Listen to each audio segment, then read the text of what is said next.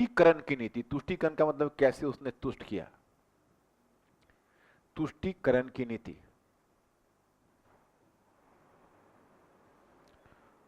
तुष्टीकरण की नीति, कॉमा दे दीजिएगा,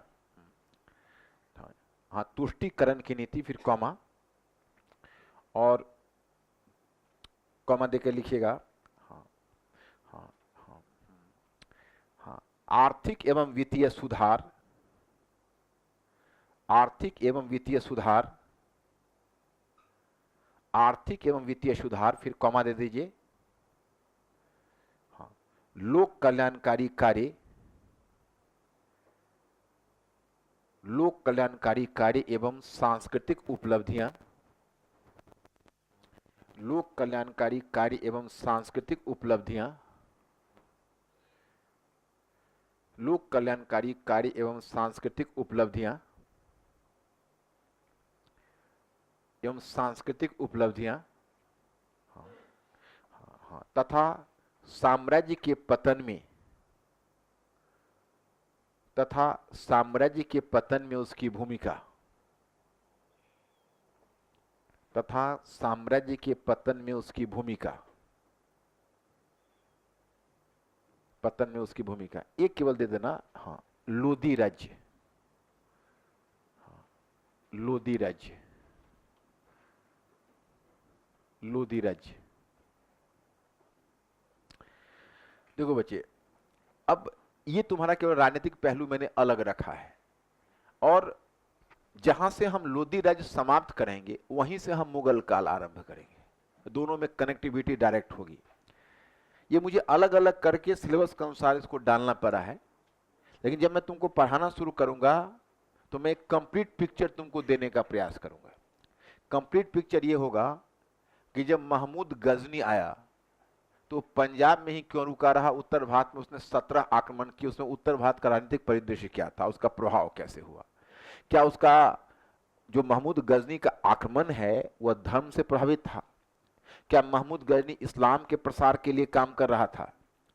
तो इसमें एक्चुअली 1952 में ही मोहम्मद हबीब, जो इरफान हबीब के पिताजी थे, उन्होंने एक दूसरी प्रकार की अवधारणा रखी थी। उन्होंने गजनी ऑफ महमूद करके एक पुस्तक लिखी और उन्होंने यह कहा कि महमूद गजनी के उत्तर भारत का पर आक्रमण का लगभग वही उद्देश्य था जो अलाउद्दीन खिलजी के दक्षिण भारत पर आक्रमण का था।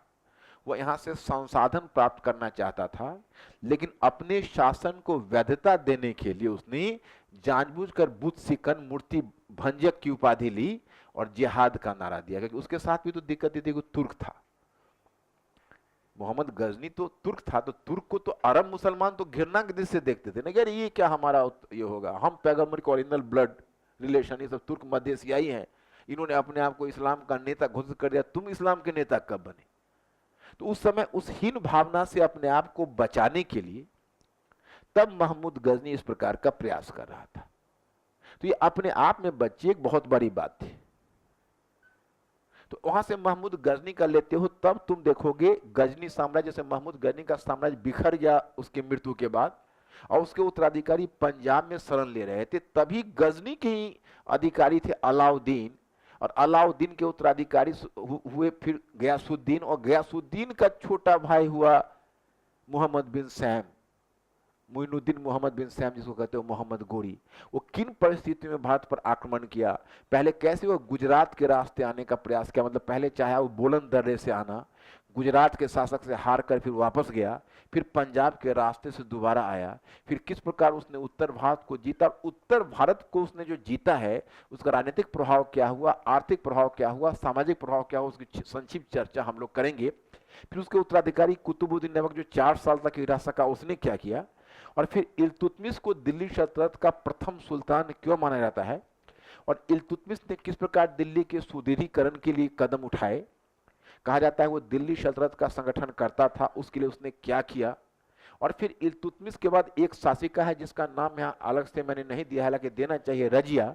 रजिया पर भी तुम्हारा क्वेश्चन बनता है, इसलिए इल्तुतमिश के बाद जहाँ जैसे इल्तुतमिश और बलबन के अंतर्गत सुदृढ़ीकरण आपने दिया ना, तो चूंकि इल्तुतमिश के साथ बलबन हो गया और बलबन और इल्तुतमिश के बीच रजिया है, तो तो वहां पर नाम दे दो रजिया सुल्तान। जहां इल्तुतमिश और बलबन के अंतर्गत दिल्ली सल्तनत का सुदृढ़ीकरण तुमने लिखा है ना, उसी पर थोड़ी सी जगह बचाकर रजिया सुल्तान लिख दो। रजिया सुल्तान हम लोग को अलग से देखना है। ओके, तो अब जैसे रजिया सुल्तान, अब इल्तुतमिश ने किस प्रकार से किया, तो इल्तुतमिश ने तुर्क चहलगनी को स्थापित किया। तुर्क चहल जो क्वेश्चन है वो सारा क्वेश्चन इसी के साथ मैं डील करता जाऊंगा। वो जो मैं टॉपिक बाय टॉपिक 1 बाय 1 बढ़ूंगा तो आपको पता चलेगा कि यहां पर आप ये कि किस प्रकार इल्तुतमिश ने सुदृढ़ीकरण के लिए कौन कौन से कदम उठाए, कौन नए क्षेत्रों को उसने जीता, फिर कैसे प्रशासनिक सुधार किए, कैसे सुल्तान का पद और अमीरों में क्या संबंध था, तुर्क चहलगनी की स्थापना कैसे की, फिर किस प्रकार से उसने उस काल में द्वाब क्षेत्र के हिंदू शासकों को दबाया, किस प्रकार से उसने द्वाब में अपने प्रभाव को बढ़ाने के लिए पहली बार उसने कुछ मुस्लिम सैनिकों को द्वाब क्षेत्र में भूमि अनुदान दिए, जागीर दिए, ताकि वहां पर मुस्लिम संस्कृति का प्रसार हो सके। वहां से करते हुए तुम रजिया पर आओगे, तुर्क चहलगनी उसके लिए कैसे खतरा बना, फिर रजिया सुल्तान की क्या भूमिका रही, वहां से डील करते हुए तब तुम आओगे कि रजिया सुल्तान के पतन के बाद उसका छोटा भाई नसीरुद्दीन मोहम्मद आया है। तो मैं इसमें एक काम आपको कर दूंगा, जैसे छोटे छोटे शासक भी जो हैं तो उसका मैं बीच में ब्रैकेट देकर उस छोटे शासकों को मैं ये चाहूंगा कि जैसे मोहम्मद गोरी ने आरंभ किया और इब्राहिम लोदी जब बाबर के हाथों हारा, तो तुम्हारे सिलेबस में तो केवल इंपॉर्टेंट शासक के बारे में ही दिया हुआ है, तो एग्जाम पॉइंट ऑफ व्यू से हमारे लिए उतना ही इंपॉर्टेंट है। लेकिन आपके दिमाग में एक पूरी कनेक्टिविटी बनी रहे और आपकी समझ विकसित होती रहे, इसके लिए बेहतर क्या होगा कि हम उसको जो छोटे छोटे शासक है उनका भी टाइम पीरियड दे के कनेक्टिविटी आपका बना दे। कनेक्टिविटी बनाने से फायदा क्या होगा, कोई ज्यादा छोटे शासक नहीं है। जैसे आप इल्तुतमिश के वंश में, तो अब रजिया पढ़ोगे तो रजिया के बाद बात समाप्ति हो जाती है, दो ही तीन शासक के बारे में देखोगे। अब रजिया के बाद जैसे एक शासक आया है जिसका नाम है बहराम शाह, जो उसके, तो बहराम शाह के समय कोई इंपॉर्टेंट चीज नहीं है, एक ही बात है कि पहला मंगोल आक्रमण तैर बहादुर के नेतृत्व में उसी के काल में हुआ। तो चलो प्रीलिम्स पॉइंट ऑफ व्यू से थोड़ा उस पर भी नजर हो जाए। उसके बाद आता है मसूद शाह, और मसूद शाह के बाद तब आता है नसीरुद्दीन मोहम्मद, जो 20 वर्षों तक रहता है, बलबन उसका नायब बनता है, और फिर बलबन उसको गद्दी से हटा, मैंने मारकर, और तब बलबन बन जाता है सुल्तान। जो बलबन एक लंबे समय तक 20 वर्षों तक शासन करता है, और बलबन को दिल्ली सल्तनत का वास्तविक संगठनकर्ता माना जाता है। तुर्क चहलगनी की शक्ति को उसने तोड़ा, राजतंत्र को एक गंभीर पेशा बनाया। तो बलबन पर सीधा क्वेश्चन बनता है, जिसको आप मान के चलो कि आज क्वेश्चन के प्रकार ज्यादा हैं, तो इल्तुतमिश और बलबन पर क्वेश्चन हो, या तो इल्तुतमिश पर होंगे, या बलबन पर होंगे, या रजिया पर होगी, तीनों में से किसी एक पर क्वेश्चन होना ही होना तय है। तो फिर बलबन से आगे बढ़ते हो तो बलबन के बाद उसका वंश में बस उसका जो उत्तराधिकारी हुआ है वह एक ही, मतलब कमजोर उत्तराधिकारी उसका हुआ है, और फिर बलबन के बाद उसकी सत्ता बहुत समय तक नहीं चल सकी है। और फिर 1285 में बलबन का डेथ हुआ है, और 1286 में, और फिर 4 वर्ष तक किसी तरह उसकी सत्ता चली है। और उसके वंश का, उस वक्त इलवरी वंश का पतन हो गया और जलालुद्दीन खिलजी ने खिलजी वंश की स्थापना की है। तो थोड़ा सा मैं तुमको जलालुद्दीन खिलजी से भी परिचय करा दूंगा, क्योंकि जलालुद्दीन खिलजी की खासियत यह थी कि उसके बारे में कहा जाता है कि वो दिल्ली का पहला ऐसा सुल्तान था जिसने स्पष्ट रूप में यह स्थापित करने का प्रयास किया था कि राज्य शक्ति का आधार शासितों की इच्छा होनी चाहिए। तो उसको बड़ा नरम और उदार सुल्तान कहा जाता है। और उसके बाद तब आता है अलाउद्दीन खिलजी का काल। तो बहुत इंपॉर्टेंट काल है आपके लिए, बहुत क्वेश्चन भी आपके बनते हैं, क्योंकि अलाउद्दीन खिलजी के जो कृषि सुधार है वो बहुत इंपॉर्टेंट माने जाते हैं। आगे अलाउद्दीन खिलजी के सुधार से तुम आगे शेर शाह का सुधार जोड़ोगे, और शेर शाह के सुधार से अकबर का सुधार जोड़ोगे। तो एक एक शासक के अंदर वर्टिकली जाकर सारे शासक से जुड़े हुए क्वेश्चंस को यही हमें कर लेना है। तो अलाउद्दीन खिलजी तो पहले साम्राज्य निर्माण के क्षेत्र में काम करेगा, उत्तर भारत के संबंध में उसकी नीति, दक्षिण भारत के संदर्भ में नीति, दक्षिण भारत की तरफ अभियान, फिर उसने प्रशासनिक सुधार के लिए कैसे किया है, धर्म और राज्य के बीच किस प्रकार से संबंध निर्धारित किया है। वहां से आप आगे बढ़ते हुए जाओगे और फिर आप उसके मंगोलों के आक्रमण को रोकने के लिए क्या किया है। तो उसके सारे पार्ट को आप देख लोगे तो क्वेश्चन का कोई भी पार्ट पूछ देते हैं। जैसे एक शब्द आता है खिलजी क्रांति, तो खिलजी क्रांति भी अपने आप के लिए महत्वपूर्ण शब्द है। तो जो खिलजी क्रांति का मतलब होता है कि अलाउद्दीन खिलजी ने किस प्रकार से सुधार किए थे। तो वहां से बढ़ते हुए खिलजी वंश के बाद अलाउद्दीन खिलजी के बाद मुबारक शाह खिलजी आएगा। मुबारक शाह खिलजी का परिचय दूंगा, उसका वंश का पतन हो जाएगा। तो गयासुद्दीन तुगलक जो गाजी मलिक है वो अपने वंश की स्थापना करेगा। 5 वर्ष तक गयासुद्दीन तुगलक रहेगा, उससे मैं परिचय करा दूंगा।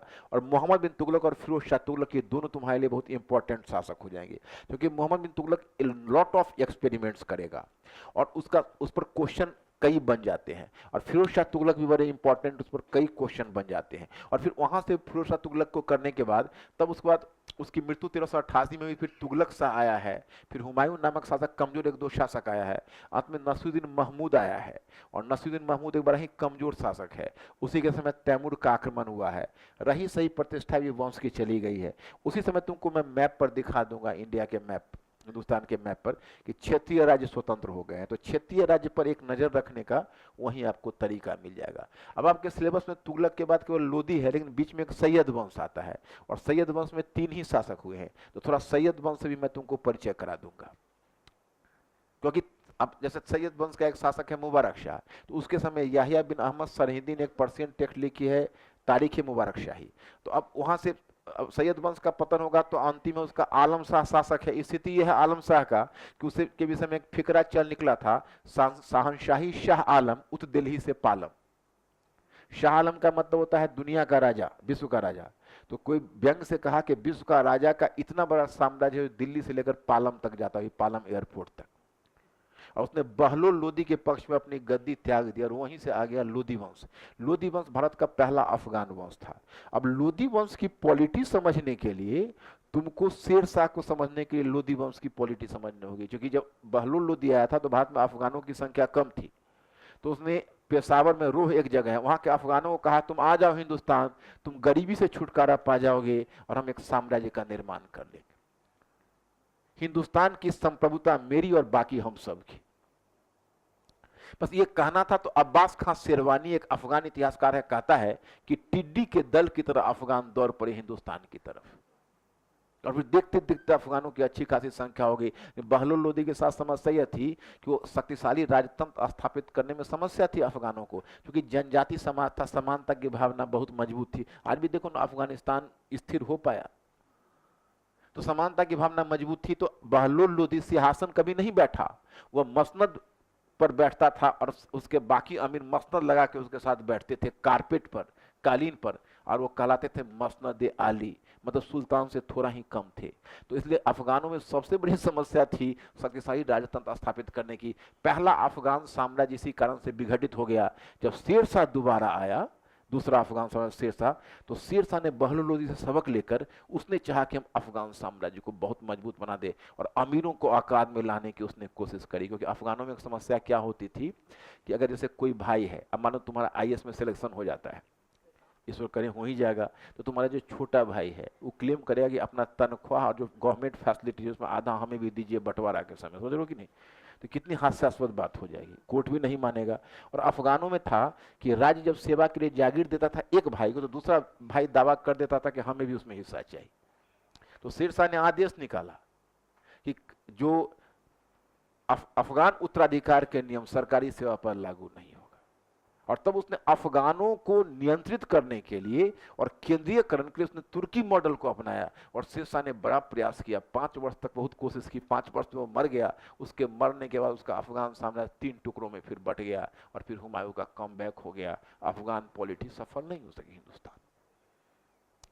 तो बहुत इंटरेस्टिंग चीज, उसको अगर देखते हुए तुम इस तरह से चलोगे, तो ये तो केवल राजनीतिक हुआ था, प्रशासन अर्थव्यवस्था पर तुम लोग भी थक गए होगे। 5 मिनट का ब्रेक दे देता हूँ, पानी वानी पी लो, फिर हम लोग शुरू करते हैं।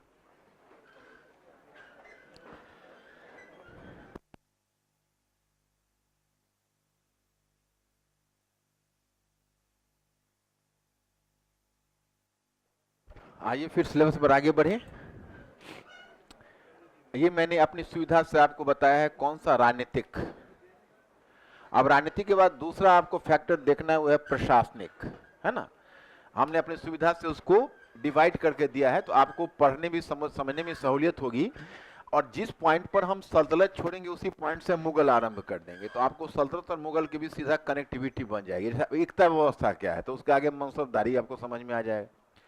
तो वैसे भी आपको कॉम्परेटिव स्टडी जब तक नहीं करेंगे तब तक वो रिटेन नहीं होता है। सबसे बड़ी बात केवल पढ़ना ही नहीं होता है, उसको रिटेन करना होता है। तो आप ऊपर जैसे राजनीतिक कारक दिया, वहां पर प्रशासनिक, आप दे दीजिए प्रशासनिक पहलू। प्रशासनिक पहलू,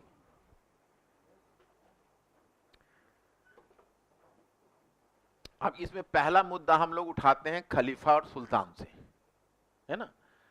तो आप ऊपर पहले हेडिंग दीजिए कि हाँ, हाँ, सुल्तान एवं खलीफा एवं सुल्तान में संबंध,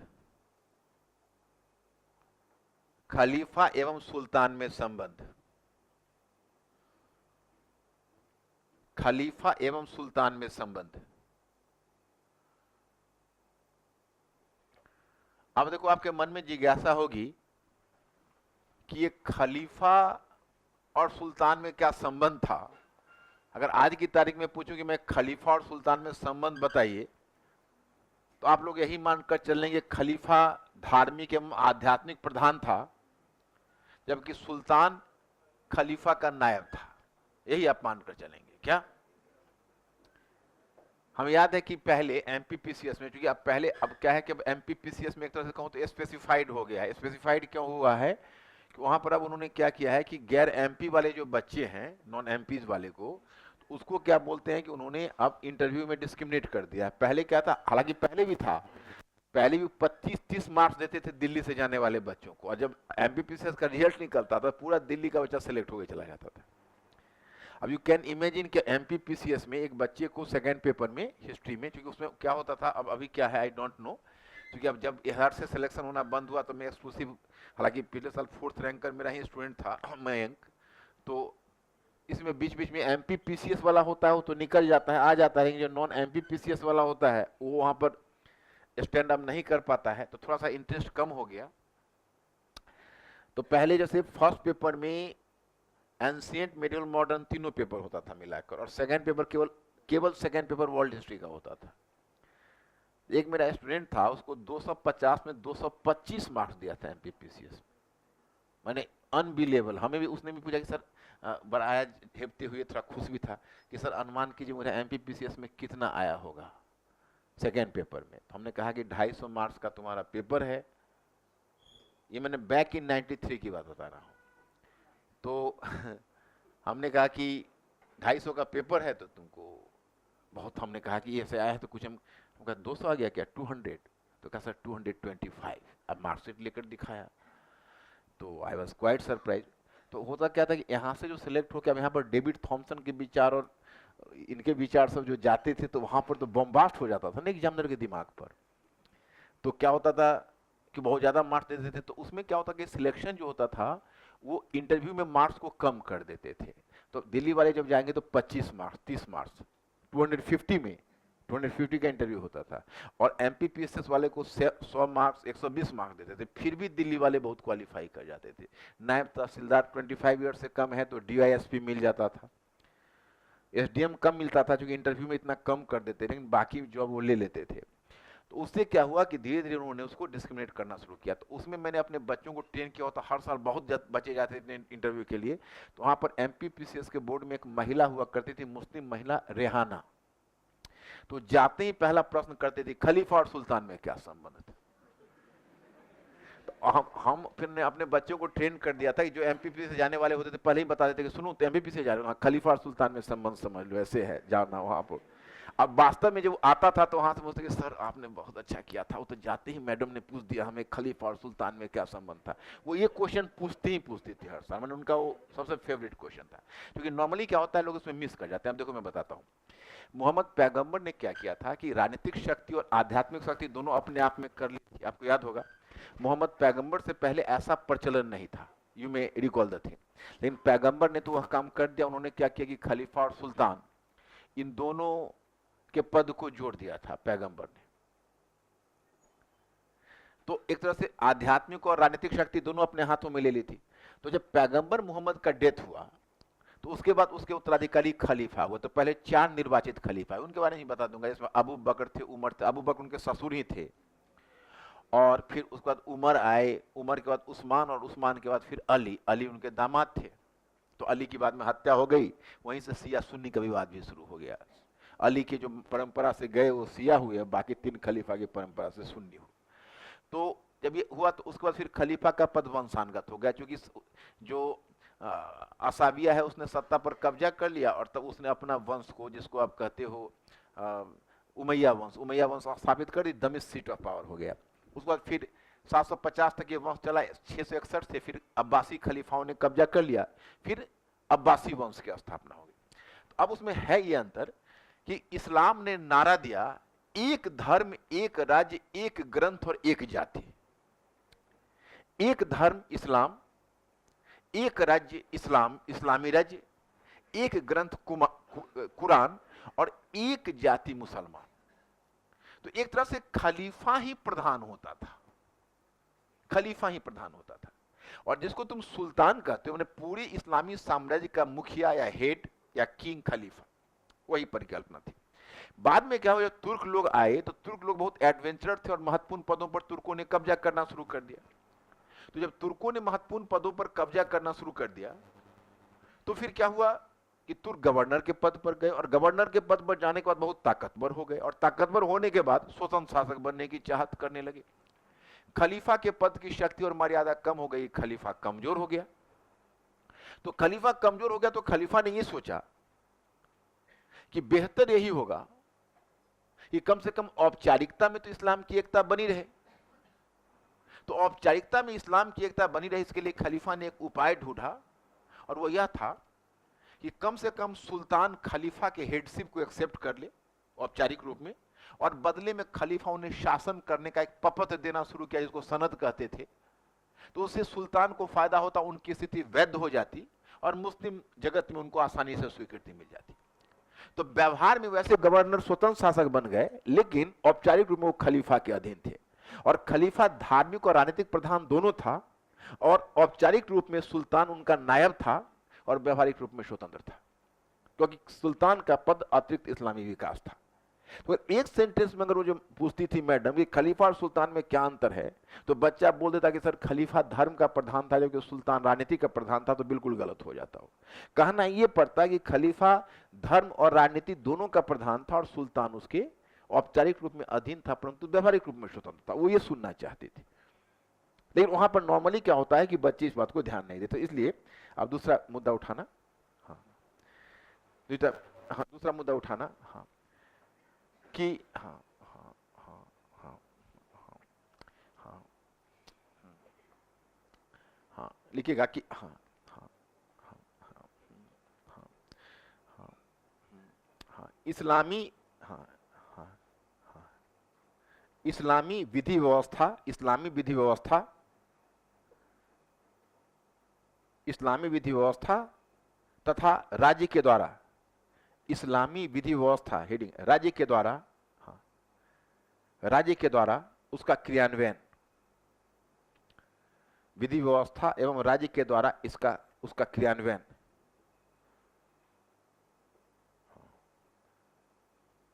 हाँ क्रियान्वयन। अब मतलब विधि व्यवस्था कैसे, इसी में एक दूसरा मुद्दा, इसी टॉपिक को उठा दो कि क्या, हाँ क्या सल्तनत के अधीन, उसी में लिखा दो, क्या सल्तनत के अधीन राज्य एक धर्मतंत्र था? धर्मतंत्र कहते हैं थियोक्रेसी को।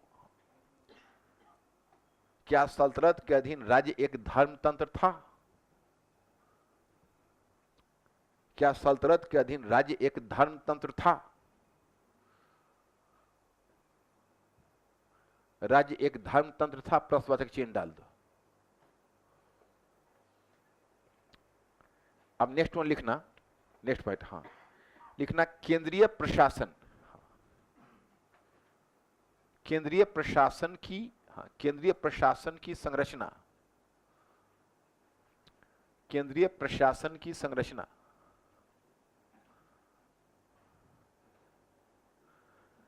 केंद्रीय प्रशासन की संरचना।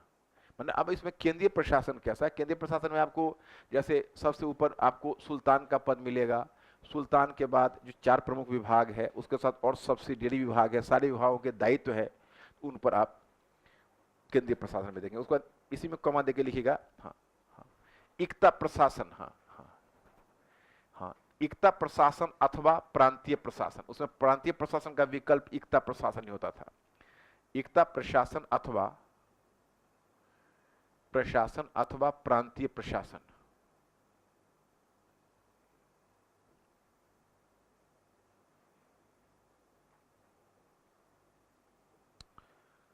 इक्ता प्रशासन अथवा प्रांतीय प्रशासन। एकता प्रशासन अथवा प्रांतीय प्रशासन। अब उसी में लिखिएगा स्थानीय, कमा देकर स्थानीय प्रशासन, स्थानीय प्रशासन, स्थानीय प्रशासन, फिर कमा दीजिएगा भू राजस्व, भू राजस्व प्रशासन, भू राजस्व प्रशासन, और फिर कमा सैन्य व्यवस्था, सैन्य, सैन्य व्यवस्था,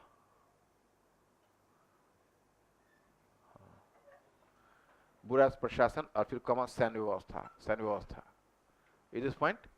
तो ये आपका एक और न्याय व्यवस्था, न्याय व्यवस्था, न्याय व्यवस्था, न्याय व्यवस्था।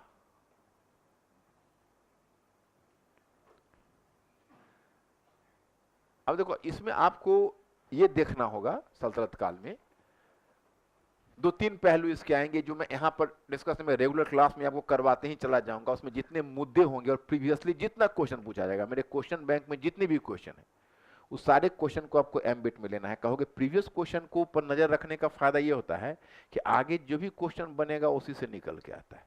थोड़ा सा ट्विस्ट कर देते हैं लेकिन निकल के वहीं से आता है। दूसरी बात है कि अगर आप यूपीएससी के स्तर के क्वेश्चन को हल कर लेते हो तो तुम्हें कॉन्फिडेंस आ जाता है फिर, और यूपीएससी के स्तर का क्वेश्चन मैं आपको हल कराऊंगा। मतलब ये सब देखने की वजह से ये सब हम क्लास में जो उनको कवर करवा देंगे। तो इसलिए मैं कहता हूं कि जैसे बुक्स पढ़िए, हो सकता है बुक्स का हम लोग आगे भूल जाए, तो इसलिए इस बुक्स वाले की चर्चा कर ले। तुम लोगों को बुक्स पढ़ने की क्या महत्वाकांक्षा है, कितनी पुस्तकें पढ़ना चाहते हो? नहीं, हम इसलिए आपको बता रहे हैं कि जैसे देखो तुम्हारे हिंदी माध्यम में पुस्तकों की कमी नहीं है। तुम मध्यकालीन भारत में अगर चाहो तो तुम्हारे पास क्या क्या विकल्प है मैं पहले आपको बता देता हूं। एक तो सतीश चंद्रा की जो पुरानी एनसीईआरटी बुक है जिसको उन्होंने बुक का फॉर्म में भी दे दिया है, तो सतीश चंद्रा की उस बुक को तुम देख सकते हो। फिर सतीश चंद्रा ने 2 वॉल्यूम में अच्छी बुक लिखी है, सल्तनत से मुगल तक भाग 1 और सल्तनत से मुगल तक भाग 2। प्रिसाइजली ये अच्छी बुक है। फिर इतिहास में बहुत सारे पुस्तकों के अनुवाद करने में 2 की बड़ी महत्वपूर्ण भूमिका रही है। एक है दिल्ली माध्यम कार्यान्वयन निदेशालय और दूसरा है राजकमल प्रकाशन। तो राजकमल प्रकाशन में इरफान हबीब ने के मतलब एक संपादित 11 वॉल्यूम में आ चुकी है, पतली पतली पतली पतली बुक, उसमें सारे इश्यूज को पकड़े हुए हैं। 11 के 11 वॉल्यूम में है वो। और उसके बाद हरिश्चंद्र वर्मा जो हिंदी माध्यम निदेशालय है उसको 2 वॉल्यूम में, एक सल्तनत का है एक मुगल का है। मुगल वाला वॉल्यूम तो और भी अच्छा लिखा है, सल्तनत वाला भी अच्छा है। इसके अलावा जो तुम्हारे नई एनसीईआरटी लिखी है उसमें क्लास 6 में एंशिएंट और क्लास 7 में मेडिवल है नई वाली एनसीईआरटी, और क्लास 12 की नई एनसीईआरटी में है। जितना ही है क्लास 12 की एनसीईआरटी में नई 4-5 चैप्टर्स है, उज्जैन है, जवाहरात है, आभूषण है, बहुत बढ़िया है।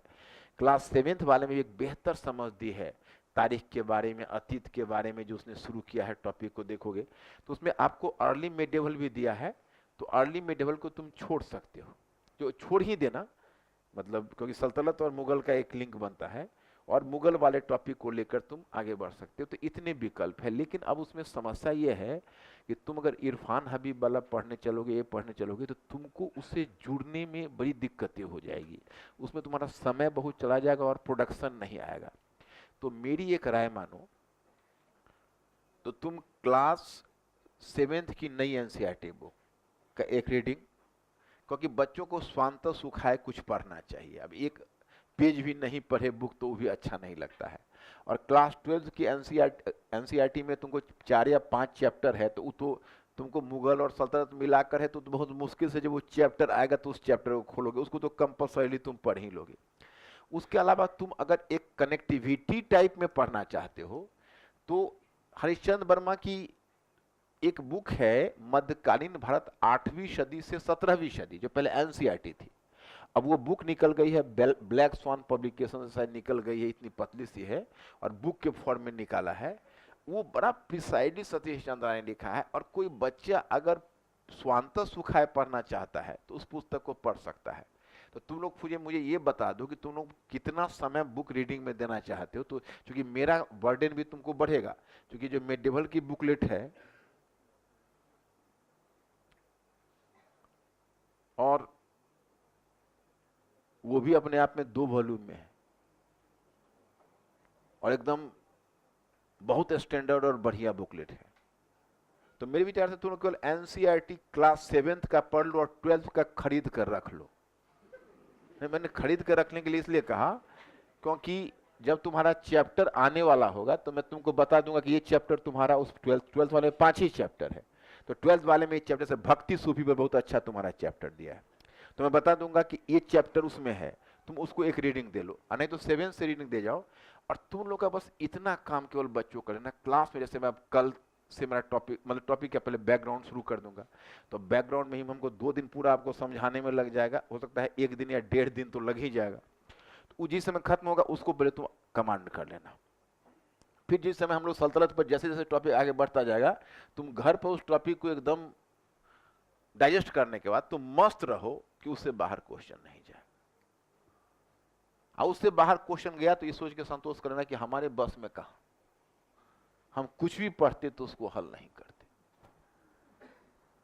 एक आध क्वेश्चन कई बार ऐसा दे देते हैं तो 8 क्वेश्चन, अब 8 क्वेश्चन है तो 8 क्वेश्चन में तुमको 8 के 8, कई बार तो हमें दिक्कत, हमको तो हमेशा दिक्कत रही कि ज्यादा क्वेश्चन आता था और समझ में नहीं आता था इसको छोड़ू कि इसको छोड़ू।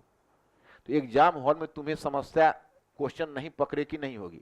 आजकल क्या किया है कि ABC 3 क्वेश्चन देते हैं, तो ए बी बढ़िया से आ रहा होता है और सी नहीं आ रहा होता है, और दूसरे में जाएंगे तो बी और सी आ रहा होता है तो ए नदारत होता है, ये दिक्कत आती है थोड़ी। तो उसमें आप मान के चलिए कि 1-2 क्वेश्चन आपको कमजोर थोड़ा लिखना पड़ेगा, कोई दिक्कत नहीं, उससे मार्क्स में कोई ज्यादा फर्क नहीं पड़ता है। वो परीक्षक भी समझता है कि भाई एक बच्चा कितना देखेगा, ये वाला में थोड़ा सा एक में अगर 2 क्वेश्चन अच्छा लिखा है तो एक में चलता निकल जाता है, हल्का वीक भी पड़ता है, तो कोई ज्यादा फर्क नहीं पड़ता है। लेकिन अगर पूरा सिलेबस हम लोग कवर करेंगे तो केवल ईमानदारी से तुम लोग पढ़ोगे, तब फिर क्लास शुरू होगा तो फिर कहीं निकल के चले जाओगे 4 दिनों के लिए, फिर भैया की शादी में निकल जाओगे। तो अब ऐसे में तो फिर अगर क्लास ब्रेक होगा तब तो मेरी कोई सिंपैथी नहीं है। अगर नॉर्मल कंडीशन में तुम्हारी तबीयत खराब हो जाती है या कोई एग्जाम आ जाता है तो तुम ऑफिस में मिल के जाओ, तुमको हम रिकॉर्डिंग मुहैया करा देंगे। लेकिन तुम अगर मनोविलास के लिए कहीं निकलोगे और तब रिकॉर्डिंग खोजोगे तो नहीं होगा, पहले तो मनमाने ढंग से रिकॉर्डिंग नहीं मिलेगी। मैं पहले ही आपको बता देता हूं, अगर आप इन्फॉर्म करके नहीं जाओगे और किसी और कारण से, तो फिर उसको नहीं मिलेगी। लेकिन जो अगर आपको जेन्युइन प्रॉब्लम होगा तो हम आपको रिकॉर्डिंग का सपोर्ट कर देंगे, क्योंकि मेरा इंटरेस्ट होगा कि आपकी कनेक्टिविटी ना टूटे, ये मेरा इंटरेस्ट होगा। अगर तुम सीरियस नहीं और बिना इन्फॉर्मेशन के कहीं गायब हो जाते हो तो इसका मतलब है कि आप जब खुद ही सीरियस नहीं है तो हमारे रिकॉर्डिंग देने से भी क्या फायदा है। तो ठीक है, आप अपना पढ़िए, आपने फी दी है, सिलेबस कंप्लीट करिए और जाइए, दूसरा हम क्या कर सकते हैं उसमें। लेकिन अगर आप ऑनेस्टली पढ़ना चाहोगे तो आपको यहाँ बहुत बढ़िया वातावरण मिलेगा, आपको क्वेश्चन राइटिंग भी सीखने का मौका मिलेगा, और हर चीज ये मैं पहले क्लास में आपको कह रहा हूँ, ये नहीं मैं लास्ट क्लास तक यही कहता रहूंगा, और मैं अपने वादे से नहीं मुकरूंगा, तुम मुकरोगे, ध्यान कर लो। क्योंकि तुम जिस समय, अब रक्षाबंधन भी आया तो बहुत बच्चा रक्षाबंधन में घर चले गए, और कुछ जो गए हैं वो तब दशहरा के बाद ही आने वाले। तो इस तरह से पढ़ाई थोड़ी होती है, इस तरह से पढ़ाई, इस तरह से कोचिंग करना भी बेकार है, उसका कोई फायदा मिलेगा नहीं आपको फिर। तो इसको अब तो यहां तक तुमको सेंट्रलाइजेशन कैसे हो रहा है सल्तनत काल में, इसको समझ में आ जाएगा। उसका नीचे ब्रेक देकर लिखो अर्थव्यवस्था, अर्थव्यवस्था, अर्थव्यवस्था, अर्थव्यवस्था में डैश देकर लिखिए कृषि अर्थव्यवस्था, हाँ कृषि अर्थव्यवस्था, कृषि अर्थव्यवस्था, और डैश दे दीजिए, डैश देकर लिखिए हाँ नवीन फसलों का आगमन,